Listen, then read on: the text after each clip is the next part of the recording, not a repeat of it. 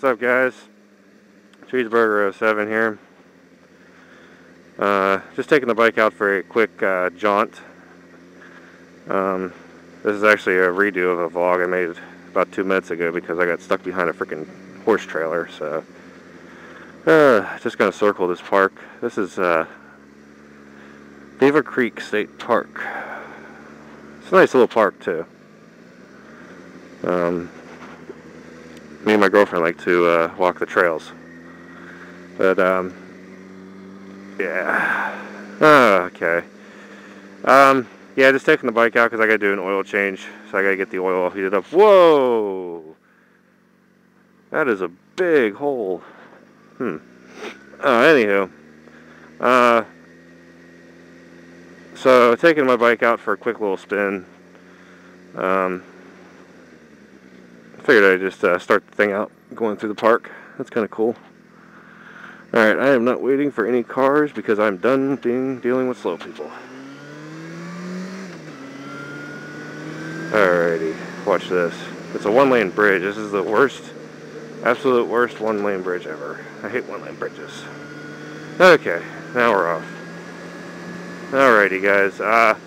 Anywho, a couple days ago, somebody whose name escapes me right now, messaged me on an inbox message and asked what I do to winterize my bike. In which I replied to him, and I told him I'd make a video about it because that is an actual interesting thing. Just because, everybody has their own videos on how they winterize their bike and what you should and shouldn't do. But honestly, it's personal preference. Bikes nowadays are pretty much bulletproof. There are a couple basic things you need to do, but other than that, they really don't need to be winterized like the older bikes do.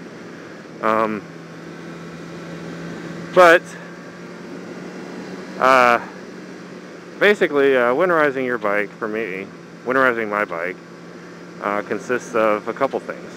For one, I change the oil. I do this before winter, which I'm actually doing today. I do that because after winter, if you have old oil, like really old oil, like 3,000 mile old oil, and it sits 3 months in the garage without moving, it's going to have a lot of shit built up into it. That's why I changed it before winter. Some people change it after winter, which you could do that too. There's no really wrong way to do it. But just remember, when you first start your bike up, it's going to have all that crap in it, which is really either way you're going to have crap in it, from sitting in the winter time. But I like to change it before winter. It's really personal preference there. And I changed the oil, and that's it for that. So I've changed the oil. One thing is I really don't winterize my bike. I've never winterized any of my bikes really, like heavily. One thing I do not do that a lot of people do, is they put fuel stabilizer in their tanks.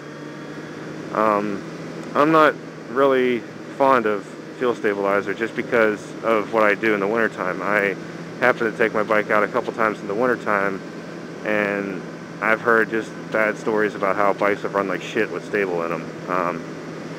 And I've also heard stories about where they've started up just fine, so it rolls either way. But I've never had any problem with not putting stabilizer in any of my bikes. I've had a carbureted bike and a fuel injected bike that I've winterized, and neither of them have had trouble starting up in the springtime. They've all started up flawlessly.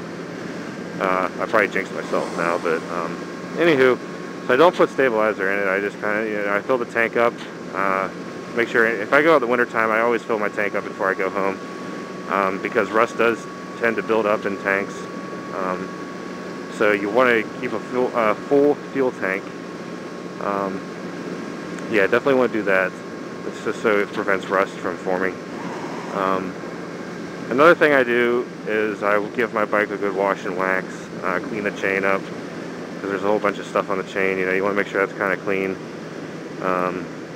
And that's why I only take it out a couple times in the wintertime, because after I ride I have to do all that. So,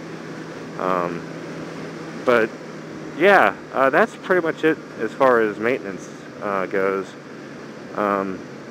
I clean up, make sure everything's nice and clean. Let's see. Oh, and when I do store it in the garage, I put a cover over it just any cover will do.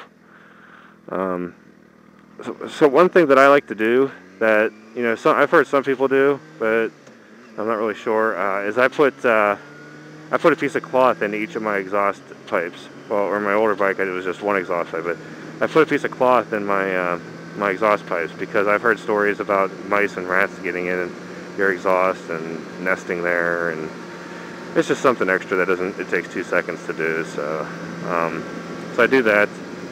Let's see. I prop my bike up on the center stand. Make sure both tires are up off the ground, and actually I put a piece of carpet underneath both tires, and this prevents just from the cold rising up into the, because my garage isn't heated. If you have a heated garage, you don't have to worry. But I just put a piece of carpet, line it, and that way it's not just touching the cold concrete directly. I do this for my front tire. My rear tire, it's off the ground, so it's fine. But my front tire still kind of catches the ground, and this is just kind of like a, just to keep it from getting too cold. So I do that, and then the last thing I do is there's a technical term for this little thingy that's coming out of my battery terminal. Somebody said it in one of my previous comments from an earlier, I think one of my how to change a battery video or something. I can't remember, but basically that I think it's called like bunny ears or rabbit ears or something. But it's not, I don't know what it's called really, but it's an extension that extends from your battery terminals that I put on, and it's just a way to quickly, instead of, because my battery, if you've watched my how to change a battery video, which is actually like my most popular video, West Virginia people, afraid to go 5 miles over the speed limit. My battery is underneath my gas tank, and you've seen how much work it is to get, just to access my battery. So what I did is I put like one of those little extensions, and it's just a quick hookup. It hooks directly to my battery tender, my triple charge. So no more lifting up my gas tank. Because actually what happened was I was doing it so much, because I did it a couple times to try and get that video right, it actually ended up flooding. Fuel ended up getting into my engine, and it wouldn't start for a while.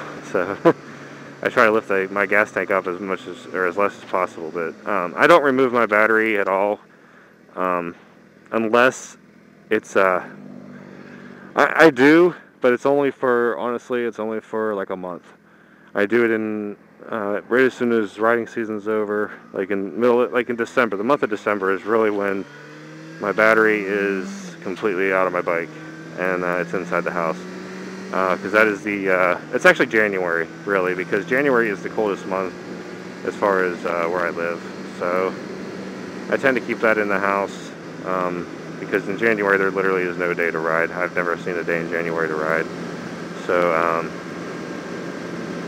So I do that, and then I just put my battery in. I leave it in, 60% of winter. What the hell?